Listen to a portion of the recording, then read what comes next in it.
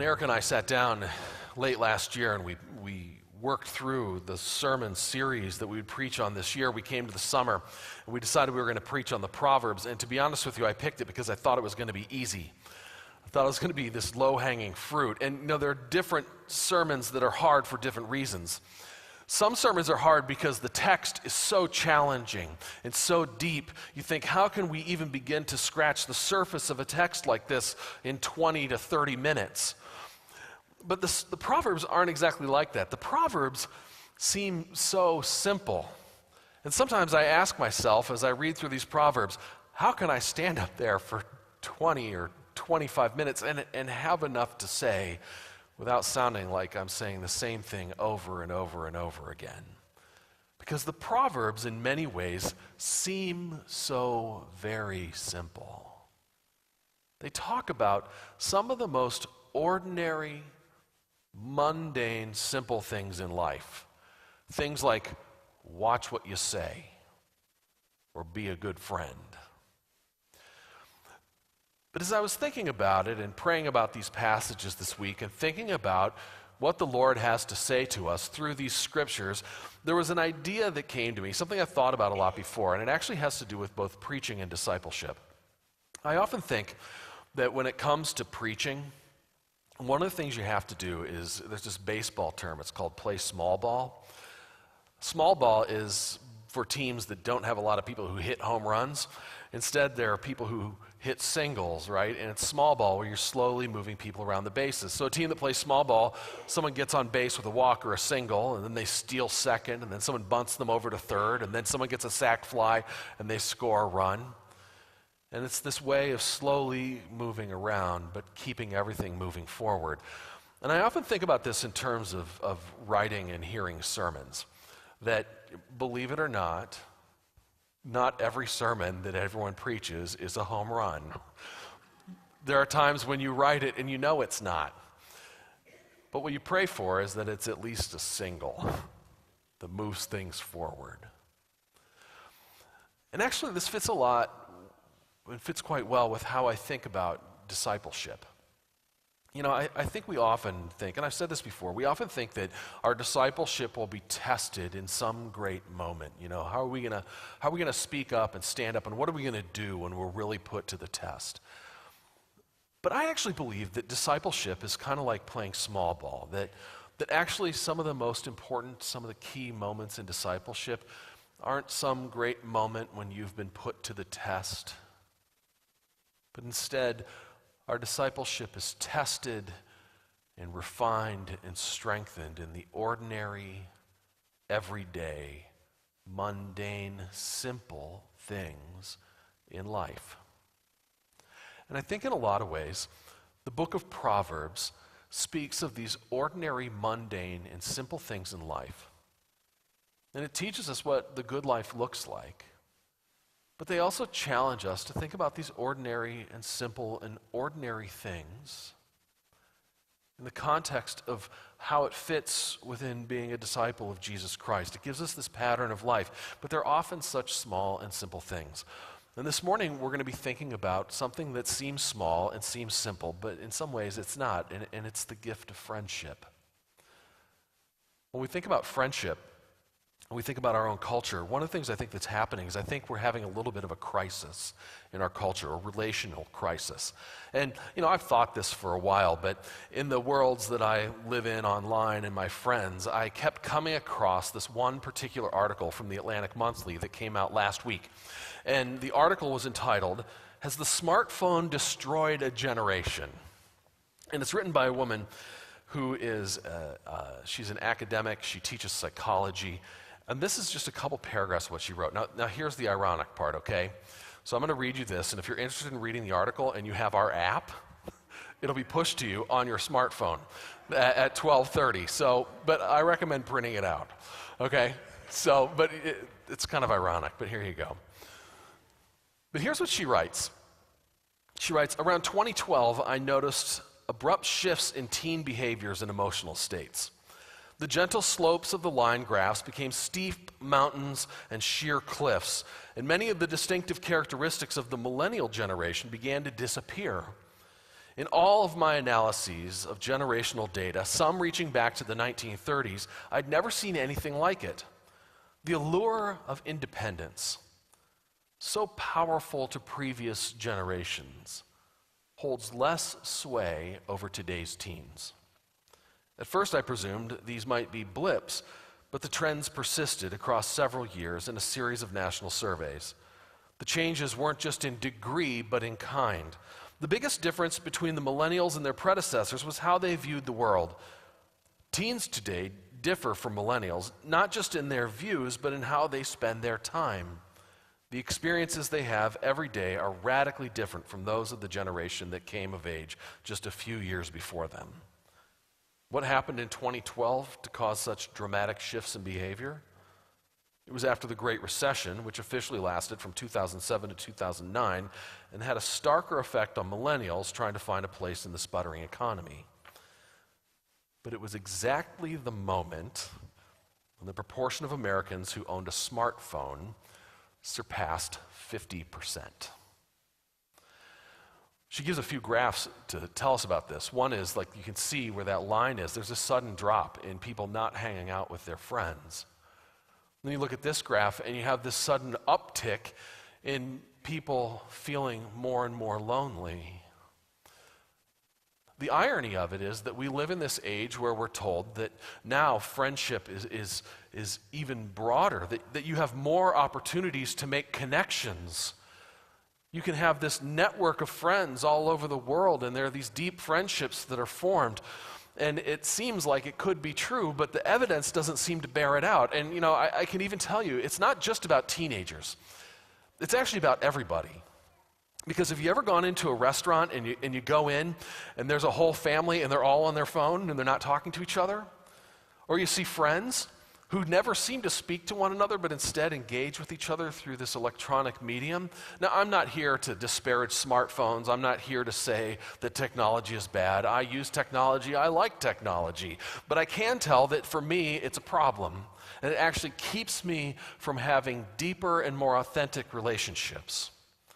I look at just at my Facebook feed, right?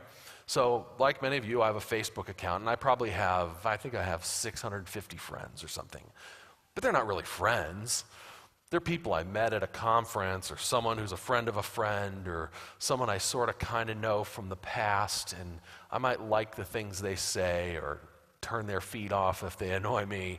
They might turn me off, and all this kind of stuff. And there's a little bit of interaction. I may even write a comment every now and then. But to call this a friendship is maybe a bit overwrought, because we're not really friends. We're acquaintances who keep in touch through this medium called Facebook. Again, I'm not saying that it's a bad thing in and of itself. I'm saying that it's actually symptomatic. It's symptomatic of the world in which we live. It's symptomatic about the way that we interact with people around us at a distance. What we find is that it actually makes us many times feel more isolated and lonelier than we did before. As I was thinking about all this in the context of the sermon this morning, I stopped and I asked myself a question. I said, what do these societal changes have to say to us about disciples of Jesus Christ? Because our job as disciples is not simply to be critical of everything that's happening in the world, but to engage with it and wrestle with it and ask what parts of this are helpful and what parts of this are not helpful in our Christian discipleship. And it made me think about what the role of friendship is in Christian discipleship. And as I thought about it, I thought about Jesus, of course. And one of the things I thought about Jesus was this. Think about the very beginning of Jesus' ministry. What was the first thing he did? He went out and called disciples. He gathered a group of followers and ultimately friends around him. Because Jesus knew, even Jesus knew, that ministry is not something that we do alone, but we do it with others. You know, Jesus throughout his ministry, of course he was their teacher, but when you get to the end of John's gospel, he's sitting around with his disciples and he says to them, "You call me teacher, but now I call you my friends." The first thing Jesus did was gathered around this group of friends to share in life together. And we see what happened is they weren't just friends with Jesus, but they also became friends with each other. And they became friends in such a way that their friendship strengthened them and encouraged them and enabled them to do God's work in the world. Think about after Jesus ascended into heaven and you get to the day of Pentecost and you read through the book of Acts, you end up seeing a number of these disciples over and over again. And as they come together again and again with each other, what you find is they're encouraging each other, they're challenging each other, they're standing with each other as they seek to stand up and speak the good news. Friendship, it seems, is actually at the center of the first Christian ministry. Friendship is incredibly important. Friendship is part of discipleship. And perhaps this simple thing of friendship is one of God's best and richest gifts. Think of the best times in your life. Who was with you? Your friends. Think of the most difficult moments you've ever faced. Who do you want with you? Your family and your friends. Think about when you're facing a big decision in life. Who do you talk to? Your family and your friends. Friends are this incredible gift that God has given to us. The gift of friendship is one of the richest gifts because it's a gift that gives love and joy and enjoyment and fun and laughter and tears and all of these things wrapped up together. But I also think that perhaps God has given us friendship for an even deeper purpose. The friendship is one of those things that actually enables us to learn more about discipleship. Think about it. Where, when you're young, do you first practice forgiveness? It's often with your friends. Where do you learn how to walk with someone in distress? It's often with your friends. Where do you learn how to be generous? It's often with your friends. Where do you learn to receive with grace criticism that is intended to make you better and stronger? It's often with your friends. Perhaps God has given us friendship as a sort of a laboratory to work on these key pieces of discipleship, that God puts people in your life to refine you and to challenge you and to walk with you, to enable you to become a more faithful disciple of Jesus. This morning, as we think about friendship, I want to focus on two of the Proverbs that we read this morning. The first one is Proverbs 17:9. One who forgives an affront fosters friendship, but one who dwells on disputes will alienate a friend. You know, when you read that proverb, the second part of it is the easiest one to see, isn't it? That if you have a friend and something happened and they never let it go, well, we know what's going to happen. You're not going to be friends much longer, right? If every time you get together, like, you remember that one time when you did this or that, you're going to get tired of that in a hurry and you're going to drop them. It's the kind of thing that's toxic toward friendship. But forgiving an affront is something that strengthens friendship. The person I've been friends with the longest in my whole life, his name is Jim, and we've been friends since I was 10 years old, so 35 years. We grew up down the street from each other, and he moved to New Jersey. And I lived in Pennsylvania, and then I lived in New Jersey, so it was nice because we were able to keep in touch and see each other on a regular basis. Well, he married someone with whom I didn't get along so well, and I don't think she liked me either. And we had this, we kind of, for the sake of our friendship, we kind of got along with each other. We did our best. And there was this one incident that happened, and what it wasn't actually that important, but I got really annoyed. I had moved to Ohio, and something happened. I got really annoyed, so I called them up on the phone. I didn't put a lot of thought into what I was going to say, and it wasn't very thoughtful, and it wasn't very kind. And his wife got so mad that she hung up on me. And then he called me back a couple minutes later, and I got so mad at him, I hung up on him. And then we didn't talk for 5 years. Didn't speak. And I moved back to New Jersey, and then one day, out of the blue, he had Googled me, and he found my email address, and he sent me an email. I don't remember exactly what it said, but it basically was along these lines. He said, "You know what, I know some stuff has happened in the past, but we've been friends for a long time. Let's see if we can put it behind us." And we got together. We talked about that incident one time, where I apologized to him, and he apologized to me, and it's never really come up again. And for me, it was a powerful moment in being forgiven. And someone saying to you, "You know what, my relationship with you is more important than this thing that you did." And it also kind of fulfills what this proverb says. One who forgives an affront fosters friendship. If he hadn't reached out to me and he hadn't forgiven that thing I'd done, we would not be friends today. But we are.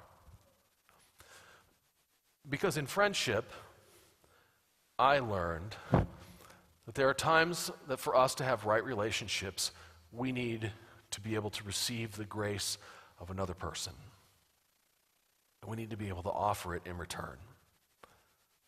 And his graciousness spared this long-time friendship, which has been a gift.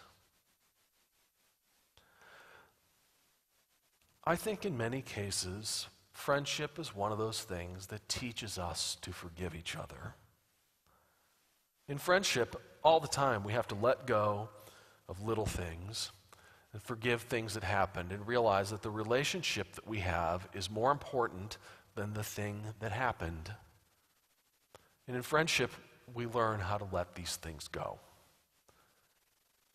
And that is one of the most important steps in being a disciple of Jesus Christ, who calls us to be the kind of people who forgive 70 times 7 times. Who tells us to love our neighbors without condition. Who tells us to be people that if we want to be like Christ, we'll be people who have learned to forgive each other. In all these lists in the New Testament of all the marks of Christian discipleship, forgiveness is always one of the marks of being a Christian disciple. Perhaps one of the reasons that God has given us friendship is that we can learn to forgive and to let things go. The second proverb I want to look at is 27:17, where it says, "Iron sharpens iron, and one person sharpens the wits of another." Now, this is a pretty well-known passage, and it's kind of talking about how sometimes conflict helps us to sharpen one another. But I don't think it's actually so much about conflict. I think it's actually about the ability that friends have to push back on us when something's not right. I don't know if it's true for you, but it's true for me, that I can have all kinds of people tell me something. And they can say, "This isn't right," or "You should do this," or "You should do that." But deep down inside, I have this incredible ability to let things roll off my back. I can say, "Well, you don't know, you don't understand, you don't know me, you don't know how I think about this kind of stuff." But when it's a friend, a close friend that I know cares about me and knows me, when they speak the truth, I tend to listen more closely. I tend to consider it more fully. And often I find it leads me to change my perspective because it's a word that came from a friend. When I was in my early 20s and in my teens, I had strong opinions about basically everything, and I wasn't afraid to give it to anyone. Even if I didn't know anything about something, I would quickly form an opinion and share it. Well, as you can imagine, this could be an irksome quality, So, so my best friend, who I met when I was in seminary, and he was in the PhD program, he was fine with it. He always thought it was kind of comical, but then he would often kind of gently push back. What he would say is, he'd say, I know you just said that. Is that what you really mean? Is that really true? Have you thought through the implications of that? Do you actually know what you're talking about? And what I found is I've been grateful for that kind of pushback. Because what it's done is it's been a way to kind of file off and take off some of those rough edges. It's been used to shape me as a human being. It's been used to shape me as a disciple. It's been used as a way to help me to think more deeply about what I say and what I do. It's helped me to be more considerate. It's helped me to stop and think before I speak, which is an incredible gift that's been given to me by a friend. When I was 24 years old, if I said something and some random person told me they didn't like it, I would just keep going. But when it was one of my best and closest friends, I would stop. And I would reconsider. And I would think. I think when the Proverbs talk about iron sharpening iron, it's about being that kind of friend who's willing to push back, who's willing to say, you know what, that's a sharp edge. Maybe you don't want to show that to the whole world. Maybe you want to stop and think a little more deeply. If we were to sit down in a small group and talk about what it means to be disciples and come up with characteristics of disciples, I would imagine that we would come up with a pretty good list. And I bet you it would be things like this: loving, peaceful, patient, kind, joyful. It would sound a lot like the fruit of the Spirit, and that would be true. But I wonder how long it would take us to get to being a good friend as a mark of Christian discipleship. Because it is one of the marks of Christian discipleship. As I was thinking about these passages today, and I was thinking about this sermon, I thought about the video that Eric made for us for our 125th anniversary. There were old pictures of our church, and there was a flyover and stuff, but the best part of it were the interviews that people gave. There was one particular person, and in her interview, she said, one of the greatest things about this church is that this is a place where I have made lifelong friendships. One of our goals is that we would be a place where people make connections. We would make connections with the Lord, but we would also make connections with one another. And it hit me as I was thinking about this. Part of the reason that's important is because friendship is such an important part of discipleship.